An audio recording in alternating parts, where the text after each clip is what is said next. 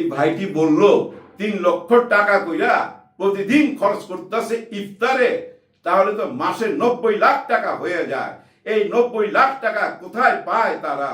গতকাল শিবিরের সাধারণ সম্পাদক গণমাধ্যমে বলেছেন তারা প্রতিদিন ইফতারে 3 লক্ষ টাকা করে ব্যয় করছেন। যদি প্রতিদিন 3 লক্ষ টাকা করে ব্যয় করা হয় তাহলে এই পবিত্র রমজানে প্রায় 90 লক্ষ টাকা তারা ব্যয় করছেন। আমরা আপনাদের মাধ্যমে তাদের কাছে জানতে চাই, এই 90 লক্ষ টাকা একটি সাধারণ শিক্ষার্থীদের সাধারণ সংগঠন হিসাবে তারা কিভাবে উপার্জন করছেন বা তাদের অর্থায়নের উৎস কিভাবে আসছে সেটিও আমরা জানতে চাই। আসসালামু আলাইকুম। ছাত্রদল জানতে চায় কোথায় পায় এত টাকা শিবির। বহুদিন পর শিবির নিয়ে কথা বলবো। হ্যাঁ, শিবির নিয়ে কথা বলার আগে একটা পাসওয়ার্ড আছে শিবিরের, ওই পাসওয়ার্ডটা দিছিল শেখ হাসিনা। ওই পাসওয়ার্ডটা ব্যবহার করতে হবে, ওইটা করে নাই অবশ্য, জাস্ট বলছে যে এত টাকায় কোথায় পায়। পাসওয়ার্ডটা দিলে ভালো হইতো, শেখ হাসিনার সাথে মিলতো। শেখ হাসিনা কিন্তু চিনতে পারছিল ঠিকই, যখন ওই যে আন্দোলন হইতেছিল, কোটা আন্দোলন হইতেছিল, ওই কোটা আন্দোলনকে উনি কিন্তু স্বীকার যাচ্ছিল না শেখ হাসিনা। উনি বারবার বলতেছিল এরা জঙ্গি বাহিনী, এরা শিবির, এরা সেই চাপাতিওয়ালা, রক কাটাওয়ালা, এগুলাই বলতেছিল কিন্তু বারবার। ঠিকই চিনতে পারছিল, ওনার কাছে তো গোয়েন্দা রিপোর্ট ছিল। কিন্তু আমাদেরকে যেভাবে চিনানো হয়েছে বছরের পর বছর, যুগের পর যুগ, ওই যে একটা পাসওয়ার্ড দিয়া আমাদেরকে একটা পাসওয়ার্ড দেওয়া হয়েছিল, জঙ্গি, রক কাটা, চাপাতিওয়ালা, শিবির মানি, এই কথাগুলো বলতে হবে। এইভাবেই আমাদেরকে চিনাইছে যুগের পর যুগ শিবিরকে নিয়ে। নিষিদ্ধ দল তো শিবির, তাই না? হারায় যাওয়ার কথা, নিঃস্ব হয়ে যাওয়ার কথা, অথবা ওই যে চরমপন্থী হয়ে যাওয়ার কথা। তা কি হয়েছে? তা কিন্তু হয় নাই। কি হয়েছে শিবির? আপনারা শিবির নিয়ে কথা বলার আগে না একটুখানি শিবির নিয়ে গবেষণা করতে হবে, লেখাপড়া করতে হবে। মিডিয়ার সামনে এইভাবে আইসা যে বইলা দেন এরা কই পায় এত টাকা, তাও যদি বলতেন যে না, ওই যে দেখা গেল যে শাকিব খানকে নিয়ে একটা অনুষ্ঠান করছে, যার জন্য আপনারা এই দাবি তুলছেন যে টাকা পাইলো কই, এত বড় একটা অনুষ্ঠান করলো। তা তো না, রোজা রমজানের দিন মানুষকে ইফতারি করাইতেছে, সেই টাকা পাইলো কই সেটা জানতে চান? নিজেকে আর কত ছোট করবেন? এইভাবে তো ওদের পাবলিসিটি হয়ে গেল। বুঝেন না কেন? আপনারা ছাত্র না নাকি? অনেক আগে ছাত্র ছিলেন মনে হয়, এখন তো দেখে মনে হয় না, বয়স দেখে মনে হয় না এখনো ছাত্র। যাই হোক, আপনারা এভাবে কথা বললে না শিবিরের পাবলিসিটি হচ্ছে। শেখ হাসিনা পাবলিসিটি কইরা গেছে, তারপরে জুলাই আগস্টে তাদের ভূমিকা সম্বন্ধে আমরা পাবলিক ক্লিয়ার ভাই, একদম আয়নার মতো পরিষ্কার। বর্তমানে যতই বদনাম দেন না কেন, ওই যে রাজশাহী ইউনিভার্সিটি থেকে নাকি অনেকগুলো আর্মস ধরা পড়ছে, ওগুলো আপনারা শেয়ার করতেছেন, বলতেছেন শিবিরের এগুলা একটা রুমে পাওয়া গেছে, এরা এগুলা অস্ত্র লুট করছে থানা থেকে শিবিরের লোকজন। এইসব কথা বইলা লাভ আছে? কেউ বিশ্বাস করছে? যায় দেখেন তো, এখানে 100 লোকও তো একটা লাইক কমেন্ট দেয়নি আপনাদের। কোনো মানুষ খাইছে? এটা খাওয়াইতে পারবেন না, কারণ শিবির সম্বন্ধে না এখন মানুষ পরিষ্কার একটা ধারণা পাওয়া গেছে। শিবির করা মানে কি জানেন? সবাই করতে পারে না, হ্যাডম লাগবে, হ্যাডম লাগবে। শিবির সবাই না। হ্যাঁ, আমরা অনেকে সমর্থক হইতে পারি, যেমন আমিও সমর্থন করি, তাতে কি যে আসে? আমি শিবিরের কেউ না, কিন্তু শুধু একজন সমর্থক। কিন্তু শিবিরের কেউ হইতে হইলে কিন্তু আপনাকে শিবিরের কর্মী হইতে হবে। কিন্তু বললেই কি আপনি কর্মী হইতে পারবেন? না, আপনাকে একটা পরীক্ষার মাধ্যমে যাইতে হবে। আর ওই 1 মাসে আপনার কাছ থেকে জানতে চাইবে আপনি ধর্ম সম্বন্ধে কি ধারণ করেন নিজের মধ্যে। হ্যাঁ, আপনার বুকের মধ্যে ধর্ম সম্বন্ধে কি ধারণা, এই 1 মাস কিন্তু আপনাকে রেডি হইতে হবে। অনেকটা পরীক্ষা দেওয়ার মতো, চাকরির পরীক্ষা দেই না আমরা যেভাবে, ঠিক ওইভাবে একটা পরীক্ষার জন্য রেডি হইতে হবে। আপনাকে অনেকগুলো ধর্মের বই দেওয়া হবে, এগুলো আপনি পড়বেন, পড়ার পর এগুলো আপনাকে ভাইবা দিতে হবে ওনাদের সামনে। তারপরে যদি টিকে যান তাহলে আপনি একজন কর্মী হইলেন। হ্যাঁ, সমর্থক থেকে কর্মী হইলেন, কিন্তু সাথী হইলেন না। কিন্তু শুধু একজন কর্মী। যদি আপনি সাথী হইতে চান, আবার আপনাকে পরীক্ষা দিতে হবে, 3 মাস আরো পড়তে হবে আপনাকে। আপনি যদি মুসলমান হন, ইসলাম ধর্ম সম্বন্ধে আপনি জানবেন, জেনে 3 মাস পর পরীক্ষা দিবেন, বা আপনি যে কোনো ধর্মের হইতে পারেন, কোনো অসুবিধা নাই। আপনার ধর্ম সম্বন্ধে জেনে আপনি 3 মাস পর আবার পরীক্ষার সম্মুখীন হবেন। ওই পরীক্ষায় যদি টিকে যান তাহলে আপনি সাথী হয়ে গেলেন, তার মানে আপনি শিবিরের সাথী। চলো একসাথে পথ চলি, মানে পথ চলা শুরু, কিন্তু আপনি কিন্তু সদস্য না, শিবিরের সদস্য হইতে পারেন নাই। শিবিরের সদস্য হইতে গেলে আপনাকে আরো বড় পরীক্ষার মাধ্যমে যাইতে হবে। আপনাকে ফলো করবে, আপনি 5 ওয়াক্ত নামাজ পড়েন কিনা, আপনি ধর্মকর্ম করেন কিনা, নারীদেরকে নিয়ে আপনি কি চিন্তা ভাবনা করেন, তাদেরকে কি দৃষ্টিতে দেখেন। আপনারা বলতে পারবেন কোন শিবিরের ছেলে পেলে কোথাও করুন নারীকে ইফটিজিং করছে, দেখাইতে পারবেন? পারবেন না।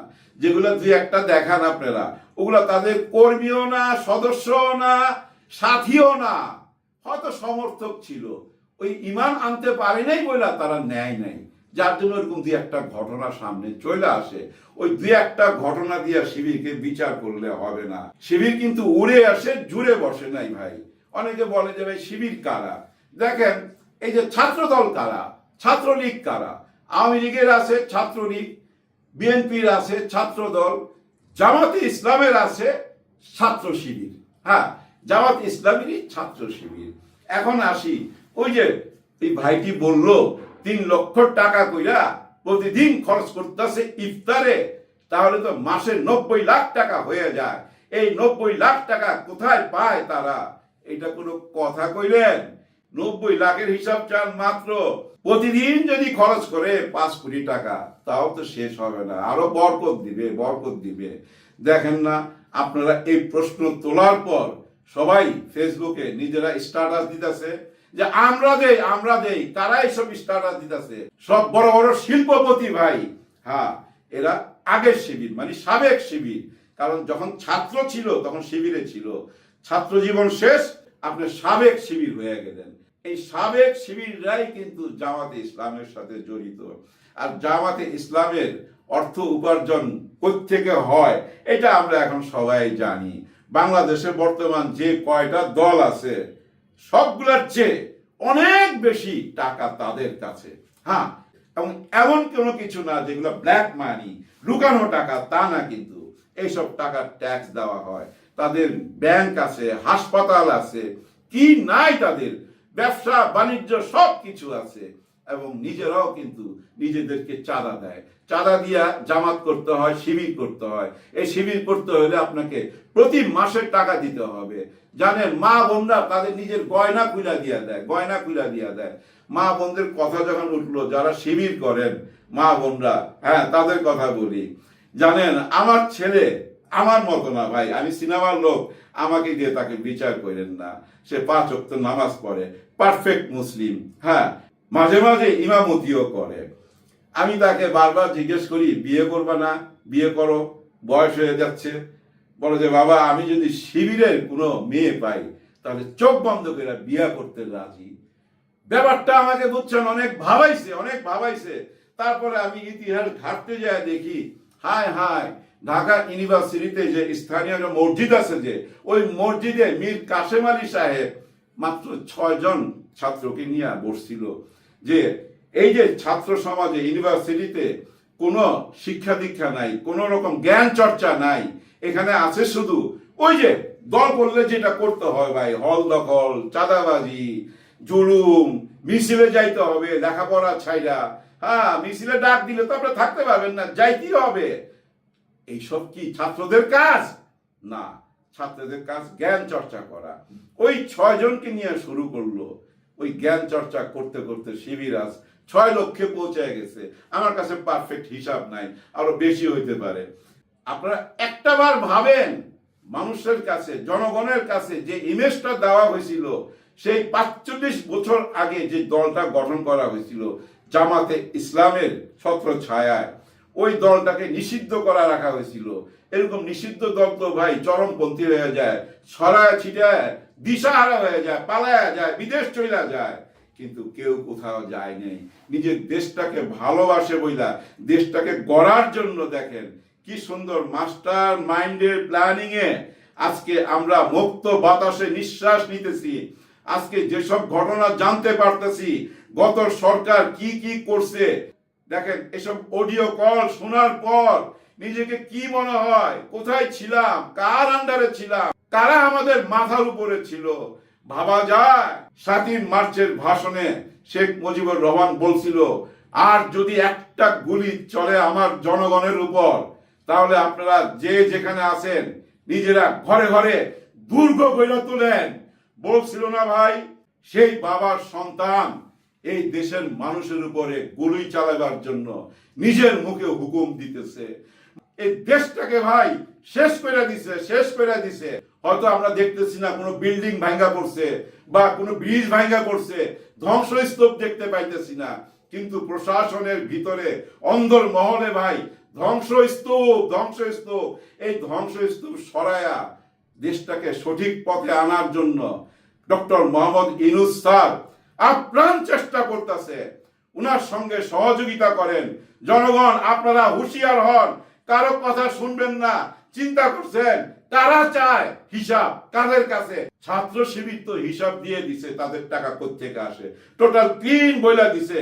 এবং অনেকে সামনে চলে আসছে যে ভাই আমরা টাকা দেই, একদিনে 3 লাখ না, 3 কোটি টাকার ইফতারি খাওয়ার মতো লোক শিবিরের পিছনে আছে। বুঝুন না কেন? ধৈরা নেন, মোদিজি টাকা দেয়, ট্রাম্পজি টাকা দেয়, হ্যাঁ ধৈরা নেন না, পুতিন সাহেব টাকা দেয়, ধৈরা নেন মনে মনে। ওনাদের টাকার হিসাব নিয়েন না, ওনারা তো হিসাব দিয়ে দিছে।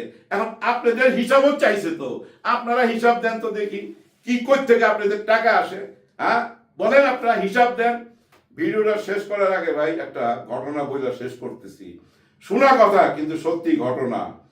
কাকরাই আমাদের সিনেমা পাড়ায়, যার জন্য আমি জানি, এখানে রাত্রে 9টা-10টার পরে 11টার দিকে 7-8 বস্তার টাকা ঢুকতো, মাথায় করে নিয়ে টাকা ঢুকতো। এই টাকা কই থেকে আসতো জানেন? এই যে গুলিস্তানের ফুটপাত আছে না, হকার মার্কেট আছে না, টোটাল এই এলাকার টাকা। 100 টাকা, 50 টাকা, 500 টাকা, 100 টাকা, 50 টাকা, 500 টাকা, ওই নিয়ে পকেটে ঢুকায় আর এগুলো বস্তায় বইরা ওইখানে আনা হইতো একটা অফিসে। উনি একজন নেতা, বর্তমানে আছে কলকাতায়। ওনার ওইখানে 10 জন লোক হোল নাইট টাকা গুনতো। আবার রোজা রমজানের দিন ওই টাকা গয়না ভাস টাস কইরা 50 টাকা জায়গা 50, 100 টাকা 100, 500 টাকা 500, এরকম ভাস কইরা রাইখা সেই লিখাইতো। হ্যাঁ, রোজা রমজানের মধ্যে এই কাম হইতো। ঈদের আগে তো ভাই পুরা 30 দিনই তাদের কাছে ঈদ, যারা চান্দা তুইলা চলে এই দেশে। হ্যাঁ, আমরা এগুলা দেখতেছি। কিন্তু এখন এই যে সোশ্যাল মিডিয়া, জানেন সবচেয়ে বড় বিরোধী দল, কাউকে ছাড় দিচ্ছে না, সব তুইলা ধরতেছে। আমাদের খোঁজ খবর রাখার জন্য এখন কোনো পত্রিকার দিকে তাকায় থাকতে হয় না, কোনো চ্যানেলের দিকে তাকায় থাকতে হয় না। আমরা তো বুঝা ফেলাইছি এই দেশের সাংবাদিকরা কেমন ছিল। আমাদের বিশ্বাস নাই তাদের উপর, আমরা বিশ্বাস করি এখন জনগণকে। জনগণই হলো একমাত্র শক্তি বা একমাত্র শক্তি। কথাটা কে বলছিল জানেন? একটা স্ট্যাটাস দিয়েছিল নাহিদ ইসলাম, একদম এন্ডে লেখছিল জনগণই একমাত্র শক্তি। এই যে 2 দিন আগে ভাই তৌহিদি জনতার সাথে পুলিশের একটা মারপিট হইল না, অনেক লাঠি পিটা হয়েছে, ওর মধ্যে একজন রিক্সাওয়ালা ভাই ঢুকে গেছিল। সে কিন্তু পুলিশের পক্ষে, হ্যাঁ পুলিশের পক্ষে ছিল। তারপর ওই মারামারির মধ্যে ছিল যখন, আর্মি এসে তাকে ধইরা থানায় দিছে। আসিফ মাহমুদ নিজে যায়া তাকে ছুটে আনছে। আসলে সে রিক্সাওয়ালা না। বাইতুল মুকাররমের সামনে যে টুপি কেতাব বিক্রি করার দোকানগুলো আছে না ভাই, ওই দোকানগুলোতে সে পানি সরবরাহ করে, এটাই তার পেশা। এবং এই যে জুলাই আগস্টের আন্দোলনের সাথেও সে ছিল, কিন্তু যার জন্য তাকে রিলিজ করে দিছে, চিকিৎসার ব্যবস্থা করে দেশে পাঠাইয়া দিছে। এবং সবাই প্রশংসা পাচ্ছে, কারণ উনি একজন উপদেষ্টা বললে হালকা লাগে। মন্ত্রী নিজে চলে গেছে ভাই, টি শার্ট পরে ঘুরে, পুরা হিরো। এইটা অনেকের সহ্য হয় না, কিন্তু আমি মনে করি এটাই নতুন বাংলাদেশ। সবাই ভাই একটু সাবধান হয়ে যান, কোনো কথা কানে নেবেন না। এই সোশ্যাল মিডিয়া হচ্ছে একমাত্র আমাদের ভরসা। আমরা সবাই হুঁশিয়ার হয়ে যাই ভাই, হুঁশিয়ার হয়ে যাই। এটাই সময় নতুন বাংলাদেশ গড়ার। সবাই জন্য সবাই দোয়া করবেন। আল্লাহ হাফেজ।